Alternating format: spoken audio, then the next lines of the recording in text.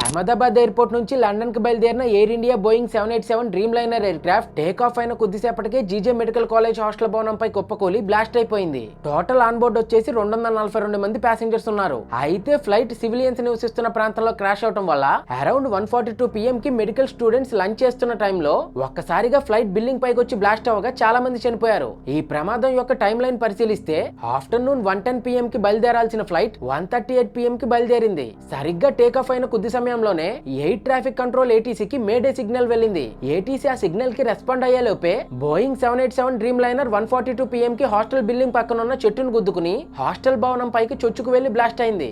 ఆ సమయంలో ఫ్లైట్ లో 63,000 లీటర్ల ఫ్యూయల్ ఉండడంతో భారీ విస్ఫోటనం సంభవించింది. ఇక్కడ యాక్ట్ ఆఫ్ గాడ్ అంటే ప్రమాదమా లేక మానవ తప్పిదమా అనే విషయానికి వస్తే ఫ్లైట్ నడుపుతున్న కెప్టెన్ సుమిత్ సబర్వాల్ గారికి 8,200 ఫ్లయింగ్ హవర్స్ ఎక్స్పీరియన్స్ ఉంది. అలాగే కో పైలట్ అయిన క్లైవ్ కుందర్ గారికి 1100 ఫ్లయింగ్ హవర్స్ ఎక్స్పీరియన్స్ ఉంది. Both are well experienced. General గా ఫ్లైట్ క్రాష్ అవుతుంది అనుకునే సమయంలో పైలట్స్ ఎయిర్ క్రాఫ్ట్ లోని ఫ్యూయల్ ని ఎంటీ చేస్తారు. బట్ ఇక్కడ ప్రెజెంట్ సిచ్యువేషన్ లో అంత టైం లేకపోవటం అండ్ ఎయిర్ క్రాఫ్ట్ సివిలియన్స్ ఉండే హౌసెస్ పైనే ఫ్లై అవుతూ ఉండటం వల్ల ఏ డెసిషన్ తీసుకునే టైం లేదు. ఇనీషియల్ రిపోర్ట్స్ ప్రకారం ఫ్లైట్ ఎయిర్పోర్ట్ నుండి టేక్ ఆఫ్ అయ్యే క్రమంలో సర్టైన్ స్పీడ్ లో టేక్ ఆఫ్ అవ్వాలి అండ్ యావరేజ్ గా అయితే 1500 నుంచి 3500 అడుగుల ఎత్తులో గాల్లో ఉండాలి. బట్ రిపోర్ట్స్ ప్రకారంగా చూస్తే ఈ ఎయిర్ క్రాఫ్ట్ మాక్సిమం రీచ్ అయిన హైట్ వచ్చేసి 625 అడుగులు. కొన్ని రిపోర్ట్స్ ప్రకారం 825 అడుగులు అని చెప్తున్నారు. బట్ ఏదైనా అది చాలా చాలా తక్కువ హైట్ ఎగిరినట్టే. ఎయిర్ క్రాఫ్ట్ కి ఇంజన్ లోంచి అంత హైట్ వెళ్లే థ్రస్ట్ రాలేదు. ఈ ఎయిర్ క్రాఫ్ట్ యొక్క ఇంజన్స్ అంత స్పీడ్ ని ఇవ్వలేకపోయి ఉండొచ్చని అభిప్రాయపడుతున్నారు. ఆల్రెడీ ఎయిర్ క్రాఫ్ట్ నుంచి బ్లాక్ బాక్స్ ని ఎయిర్పోర్ట్ అథారిటీస్ రికవర్ చేసుకున్నారు.